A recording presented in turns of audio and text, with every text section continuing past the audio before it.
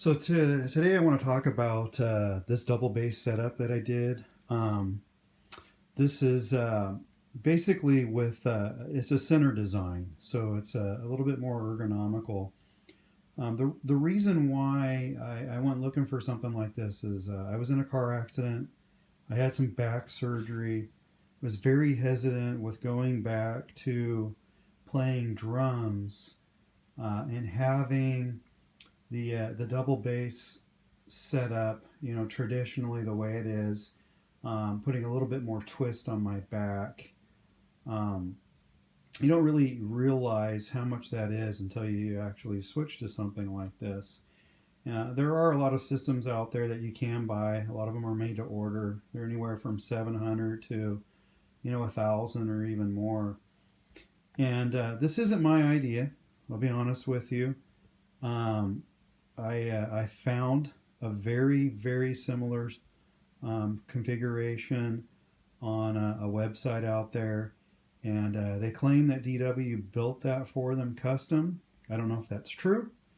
I did reach out to the company to ask them about that, or if they could help with smaller axles um, and an option for the right hand side of the centerpiece here, this double bass, um, that axle running in there. Um, if you look at a left hand double bass version, you will see that they actually just flip that tower around in the middle, and everything is just basically a mirror of this, to be honest with you. And it won't work if you buy a left and a right hand double bass setup, and it quite honestly would be just as expensive as just going out and buying one of those other options that's out there on the market. So let me talk about how I built this. Um, there's a couple things that you're going to need. Um, Now let me show you what I purchased. I bought this off of Reverb. You can also, there's these options on eBay and whatnot, but I just got the cheapest one that I could get, and I'll explain why. Really, what you need is this left-hand portion here. You can see that axle sticking out there, which is where you would connect the axle between the slave and the master assembly. But this one had some problems, missing some pieces, and it was broken on the pedal. But I didn't really care. What I did was I took it all apart. In addition to that, you'll see that there's an extra piece here. I did go ahead and purchase a base plate that had the rubber on it. Mine didn't have the rubber on the bottom of it, so I didn't want to deal with that. So I found one pretty cheap. If you look closely here, you'll notice that there is some difference between the cam and the spring on the older model versus the newer one. What I did was I took this pedal here off the center assembly, or the main primary. I moved it to the right. I went ahead and I took and grinded down the axle that was on this assembly. I use a Dremel tool. You'll need various tools to take this stuff apart in order to get it right.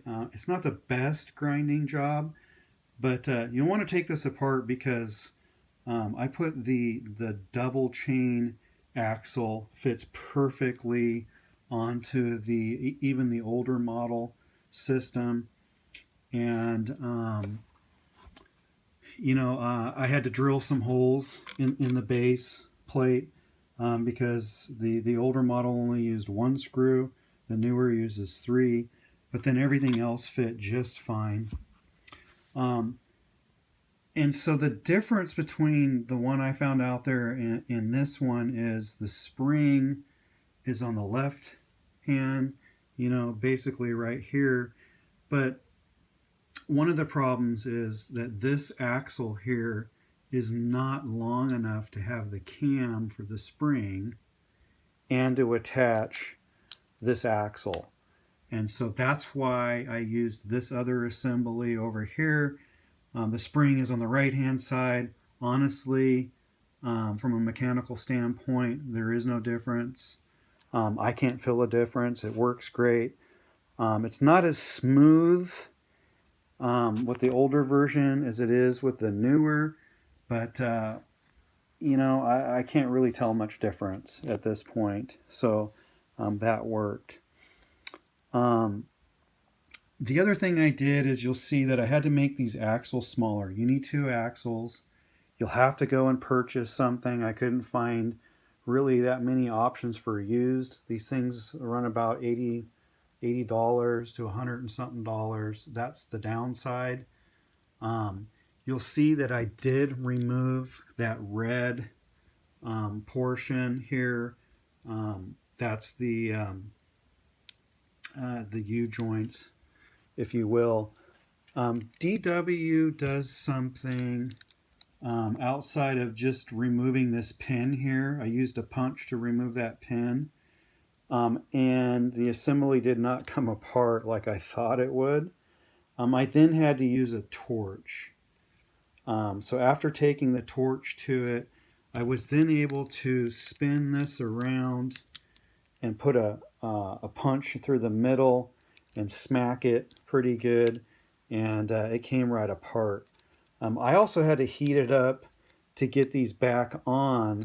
Once I took and I cut this portion of the axle assembly in half, because you don't need all of this length.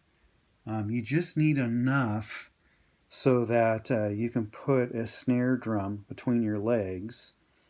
And so the axles only need to be about half the size of the one that comes with this.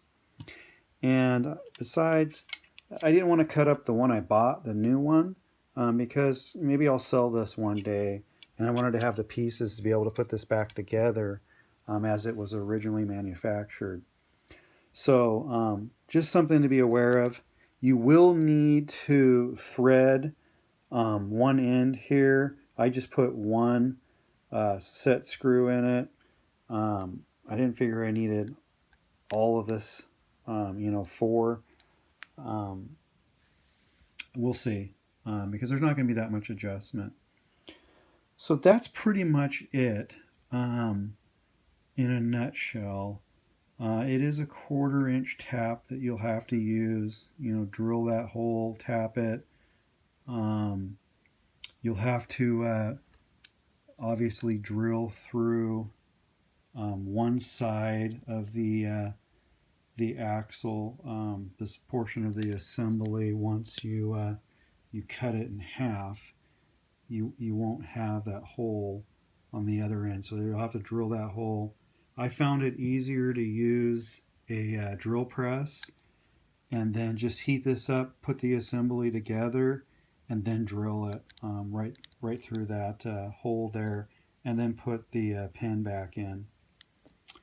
Outside of that, hopefully you find this useful, and it can help you save quite a bit of money. Definitely if you already have one of these sitting around, you can just buy the older double bass setup. They tend to go for a little bit less than $100, but you can probably get something like I did for $40 or $50 that might have some issues, and you just need a few select pieces. But hopefully you find this helpful, and I had fun doing this, and looking forward to not having as much torque on my back.